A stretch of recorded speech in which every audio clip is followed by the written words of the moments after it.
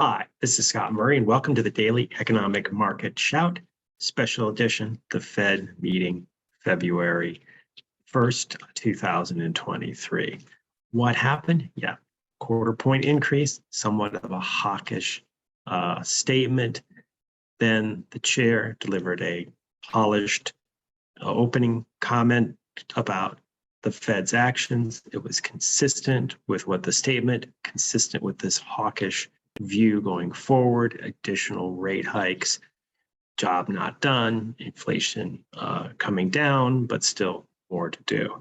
But in the questioning, he was specifically asked about why, given the deflation element that's starting to work into the market, or I should say disinflation that's working into the economy, especially on the goods side, wasn't the Fed being a little bit too hawkish?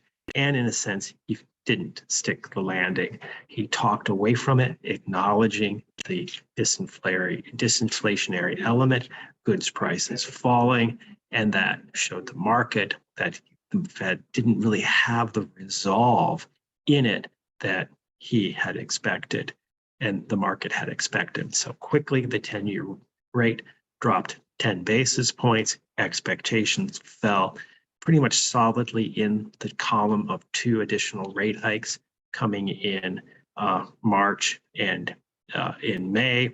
That May one has been sort of a quagmire, pushing expectations near to for two rate hikes, but then a little bit off. So that's been sort of the battle of the market right now as it's looking ahead. Long view, inflation is coming down. Is there a concern about deflation? Yeah, it's starting to build. Goods could see that. We actually saw some commentary about prices and helping the market to rectify itself, meaning that the market, particularly the raw materials market, was not functioning as well even yet 3 years after the crisis. So what is that telling us? That telling us yet there are still some dislocations, telling us that the inflation is happening, and we have to be cautious that the disinflation doesn't turn into deflation, postponing consumption, and therefore hurting the market. Giving the labor market sort of a pass, saying it's solid, it looks strong and ahead. There may be some needs to weaken it, particularly as a driver of inflation on the service side of the equation. So that narrative stayed more consistent, but it's the overall view of the lowering of goods prices that entangled the market, and then took off expectations going forward.